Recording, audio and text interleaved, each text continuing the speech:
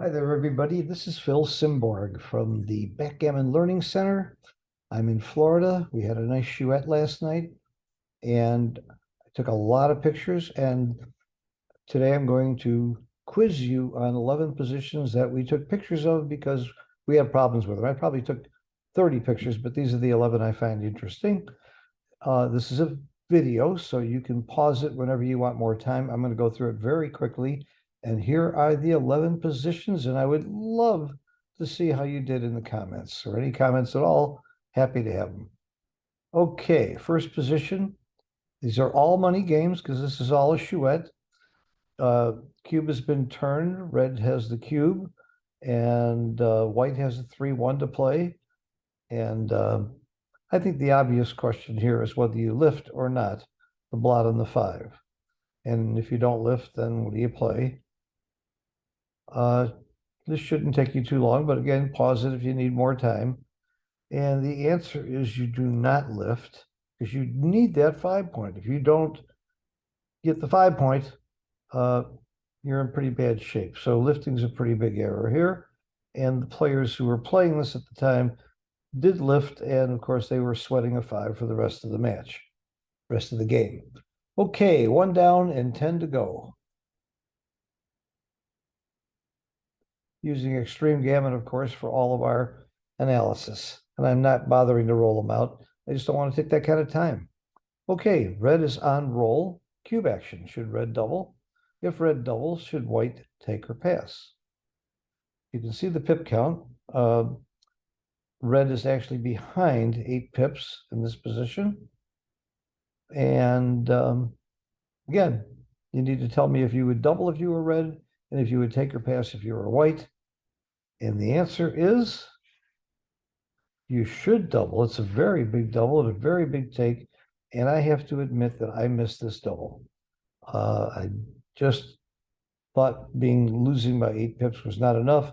And I saw some bad shakes here that I didn't like. 6-2, 6-3, 6-4, 6-5. Every 6 but 6-1 and double 6. Looks like I'm in trouble. So I missed it. Next one, number 3.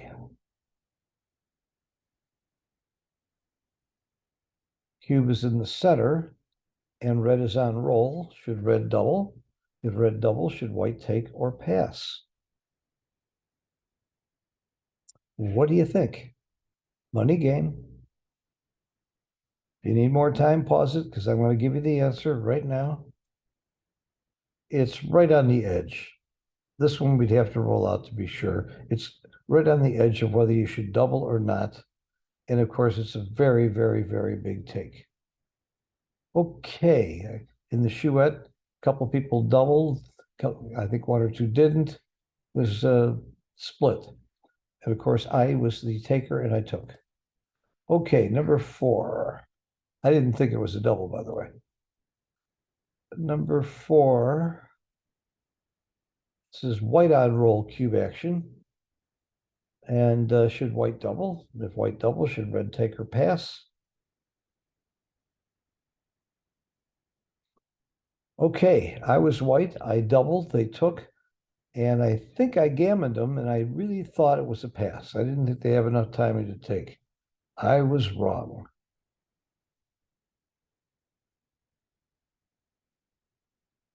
I'm doing plus plus. Oh, it's on the edge. I wasn't necessarily wrong. It's right on the edge of take pass at plus plus. Okay, the double was clear. I really thought it was a big pass. And as you can see, you can flip a coin. So we'd have to roll this out to really be sure what the correct answer is in this particular position. And later on, I will roll it out because I'm curious. I just think the timing's not there. And it proved not to be good for them.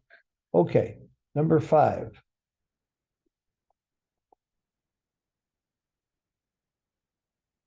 White is holding the cube and is thinking about redoubling. Should white redouble? And if white redoubles and you were red, would you take or pass? This one you might want to take a little more time on. Okay, I was white. I redoubled, and I think I had mostly passes, and one guy took, and I thought he was nuts to take it, and he wasn't.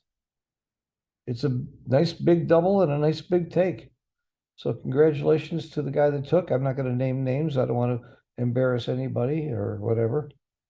But it was, by the way, it was a Chouette for $50 a point. We cared what we were doing. Okay, let's move on. Number 6.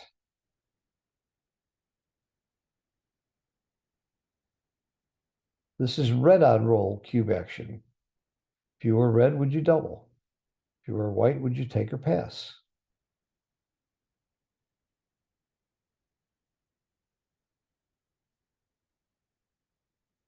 Well, as you know, all prime versus primes are takes, all normal prime versus primes are takes. This is not normal. It's a big pass. I made a mistake and took it. And you know what? I honestly don't remember the result. But this is a big pass. There's just too many gammons.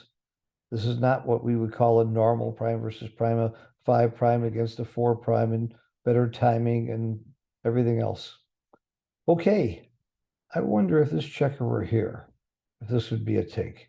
How much difference would that make? Could that possibly matter enough to make it into a take? Nope, still a big pass. And if you were anchored, I would think that would make it a take. Saves a lot of gammons. Still not a great game though. I can see why white has a problem here. Oh my God. Look at the difference. What a difference an anchor makes.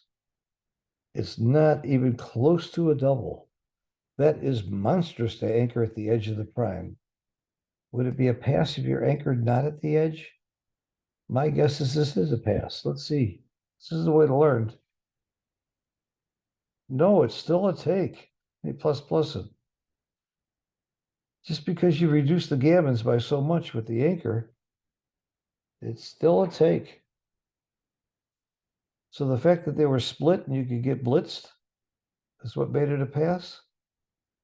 Wow. Well, obviously I need to do a little more study here. These are not that easy for me. Okay, now we'll move on. That was really interesting. Number 7.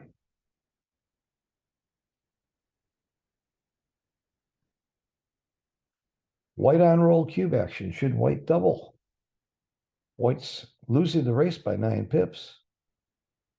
If he doubles, should red take? Very common position to have one checker back on the ace, and you're starting to get primed. Here's the answer.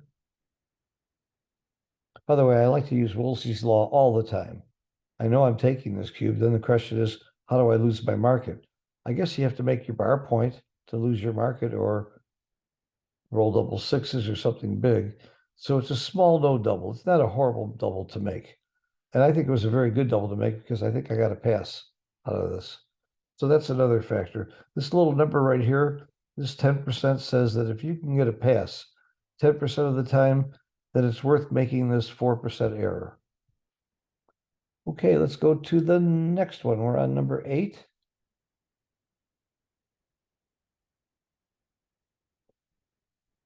Red has a 5-3 to play. I don't have to tell you that red unhappily rolled too many double sixes. So he has a 5-3 to play. What would you do? A very fine player in our Chouette played it wrong. Okay, he had the right idea. You do have to come off the 18, but you come off with one, not both. He came off with both checkers, and I guess that's just doesn't do enough good. I don't know. I really have to really study this one because there are lots of times where you do come off with both. So that's a whole lesson right here. When do you come off with both? When do you come off with one? I think it's a lot about what are you duplicating, what your return shots, and so on and so forth, et cetera, et cetera, et cetera. What if he didn't have the blot on the ace point? I still think you got to come off of here, probably with one. Yep. But now it got closer. It got much closer to come off with two. Huh. Okay, let's move on. Number 9.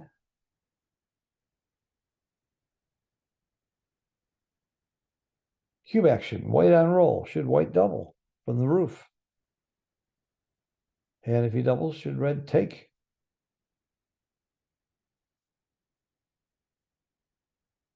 Okay, I was white, and I did double, and I think everybody took. And it's a huge pass. So I'm going to pat myself on the back for the double. I think some people might miss this double. And I think a lot of people would take this cube, even though it's a 21 error. I don't blame people for taking this cube. I can understand.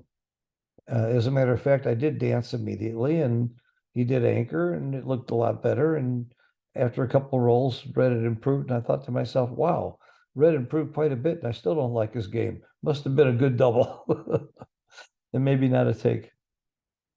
Okay, number 10.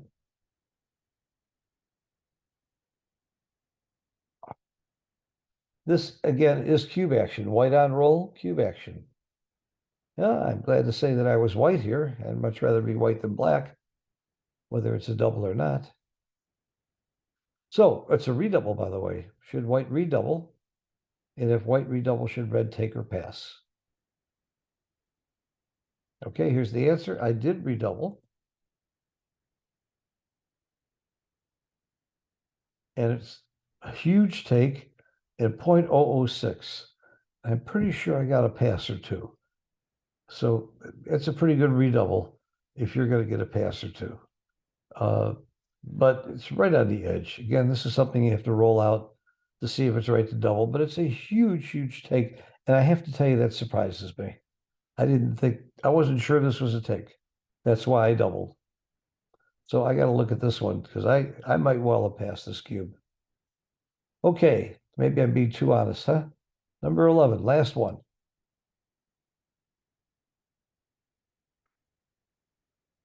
White on roll cube action.